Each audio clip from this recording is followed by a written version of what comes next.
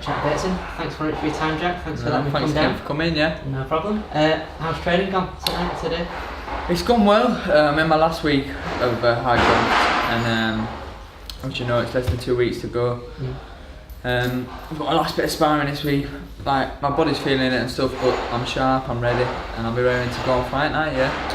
What have you been up to since I last talked to you a couple of months ago now? Obviously you've had that little bit of a break, but straight back into the swing of things? Yeah, I've been ticking over, I've been in the gym always, and for the last 8 to 10 weeks I've been in camp. I'm stepping up to 6 rounds now, and I've got to step up in class as well with an opponent who's coming to win.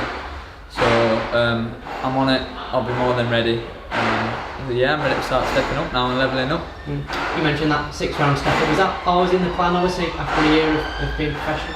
Yeah, I did want to fight my last fight at Elland Road as a 6 rounder, but it was a big card and they struggled to fit the 6 rounder on, so I did the 4.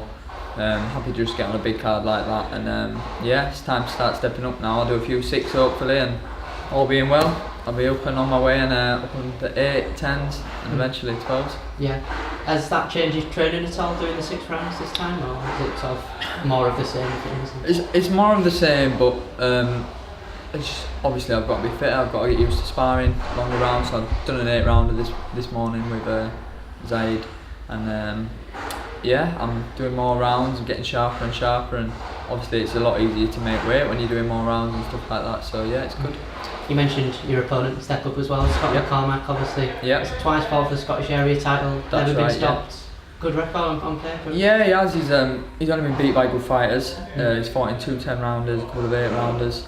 The kids that have beat him, I think I should be beating them kids. So for me to move on in my career, I need to be beating these sort of kids. I'm beating them in good style. He's a good fighter, Scott McCormack, and I know he's going to come to win.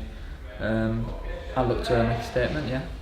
Was that important for you in this fight, wanting an opponent that's coming to win in a sense, with no disrespect to your other opponents? It's going to, force the issue and be aggressive.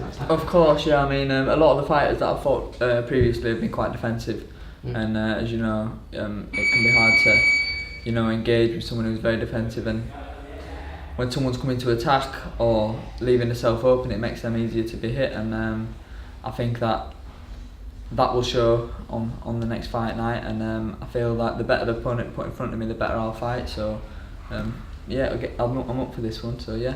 You've been professional for almost a year now. How do you reflect on things so far in your professional career? Good. I love the game. For me, it's a lot more.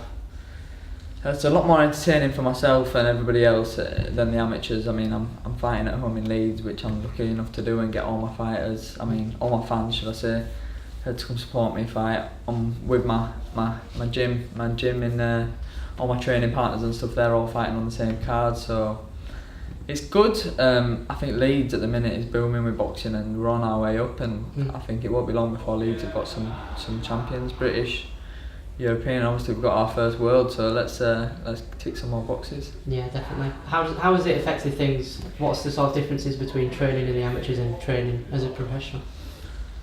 In the amateurs, obviously with me being on the GB squad, I was made to get up in the morning and check my weight, go running, and everything was then done up out for me. Whereas now I rely more on myself, and I feel I want it that much that I've always been able to get myself up in the morning, go running, and I've got my dad and my uncle in my corner, looking after me, and although my family, they treat me as if they treat any of the other boxers, and if I do bad they'll tell me, and if I do good they'll tell me. So they've done a lot for me, and I feel like I've improved since I've turned pro. And obviously working with a strength conditioning coach, David Norris at Unique Fitness, brought me on loads. I've got P from Golden Team on my squad, and like I say, it's good. Like my dad and my uncle Martin, they look after me, and I know hopefully they can take me all the way. And obviously it's a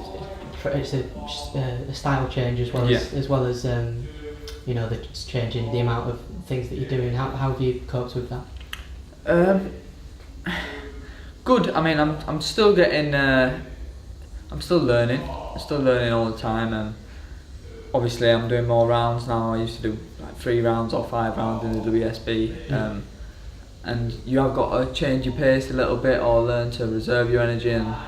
But if I can fight like that over 6, 8, 10, 12 rounds, if I can teach myself in the gym to fight like that, then I'll do it on the night. So that's the main thing. All the hard work is done in the gym, and on the night, the harder I train in the gym, the easier it is on the night. So the training camps are hard. Like, even though I'm at the start of my career and early in my career, these camps are hard, and you know, they're grueling. So yeah, preparing you for what's to come. Of course, yeah. I mean, it's you never know what's going to come at me on the night. It could be the hardest night of my life, the hardest fight of my life. So I need to make sure I'm ready. And obviously you're building a profile outside the ring as well. How have you found sort of selling tickets and building your social media and all those types of things outside the ring? Good, really good. I mean, I've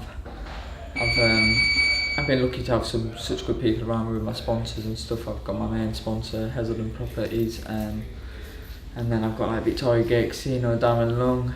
I've even got Jack's Barber Shop. I've got Fitness Kitchen, Find My Food. So I've got all sorts of sponsors that are like, you know, helping me out, and without them it wouldn't be possible, because they allow me to do it full time. And then I've got my fans who buy tickets. Like, I sell a lot of tickets, and in the pro game, if you can't sell tickets, you struggle getting on shows. So I'm lucky I've got a good team behind me, and hopefully they can take me to the top. But I know it's on me to go out there and do the business. It's alright me selling a lot of tickets and getting in the ring and just flopping.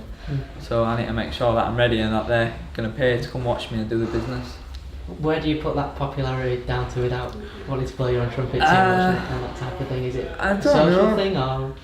I mean, my dad, he's obviously put on boxing shows in a long time. My dad and my uncle are very respected in boxing games, so I've met a lot of people through them.